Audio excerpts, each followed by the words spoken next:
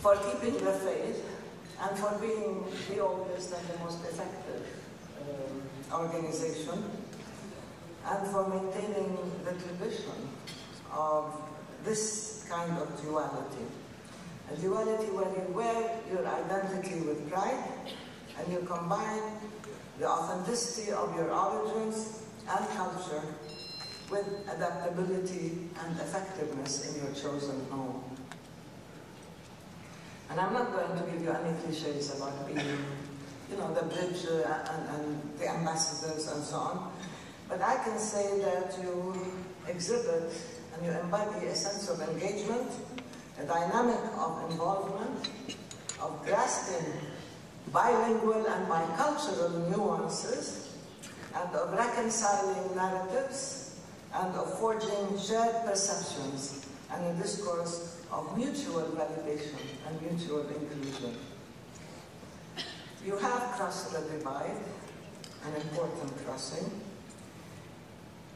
You don't speak English with an Arabic accent, and you don't speak Arabic with an American accent. It's quite an achievement.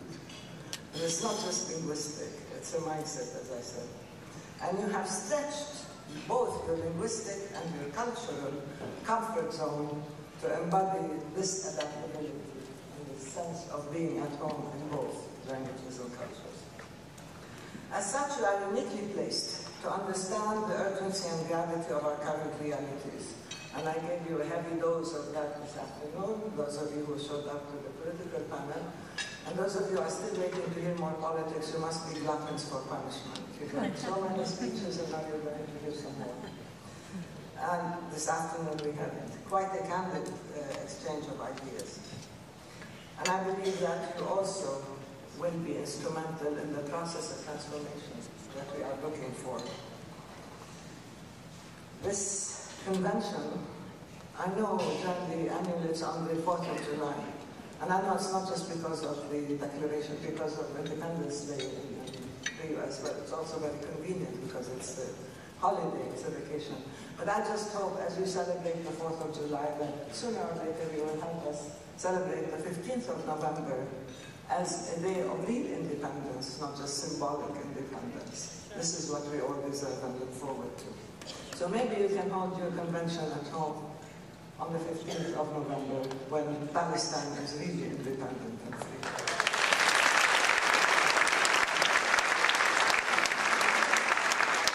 Now, I don't want to depress you by telling you what's happening on the ground, but we really need to look at the realities in order to be able to assess them and deal with them with courage and, of course, with honesty.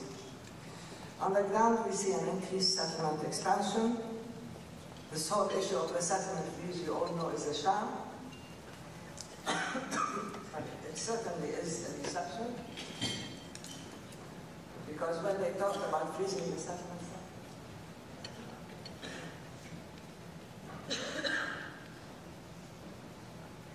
they said, with the exception of Jerusalem, in and around Jerusalem, with the exception of infrastructure, with the exception of public buildings, with the exception of those permits and contracts that have been given out, which meant that with the settlement fees, we have more settlement expansion than before. And this is the reality that we should deal with, not with the language and the spin. And of course, Jerusalem is being altered before our very eyes. I'm sure you've heard that the master plan for Jerusalem has been issued for approval, and it is the final annexation of this Jerusalem, because it's the master plan for both East and West Jerusalem. And this completes the whole plan to carry out the ethnic cleansing of Jerusalem, the last step of which we saw in the confiscation of IDs and the revocation of the IDs of the Legislative Council members, the 3 of them, who are now facing expulsion from their own city.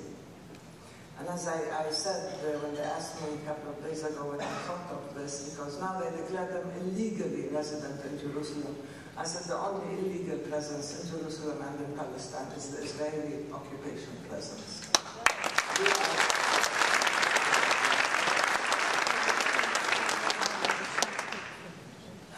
We are the original inhabitants, the real owners of the land.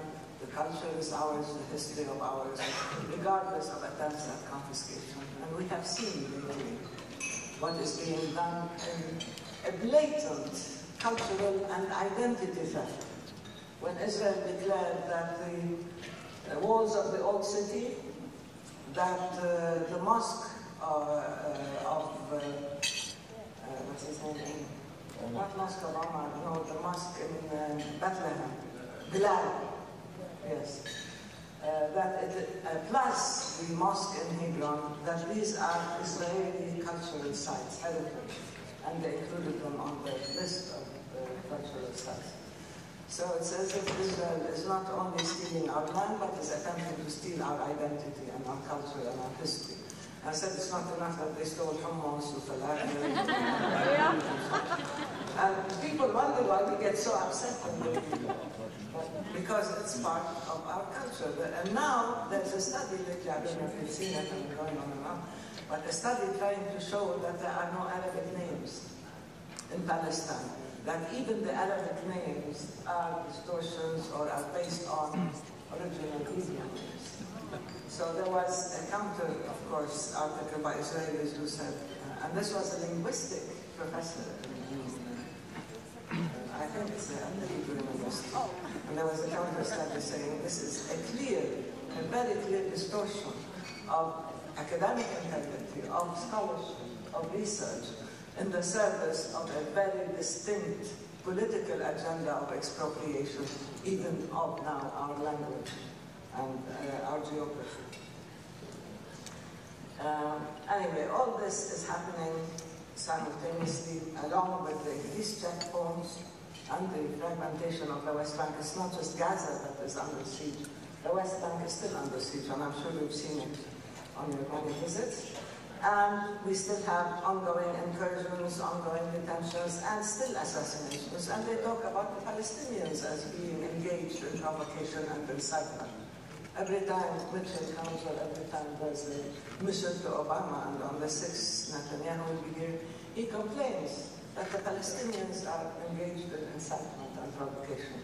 So the Israelis are the greatest inciters of all, not in language, but in actual actions on the ground. That's how they provoke people beyond endurance.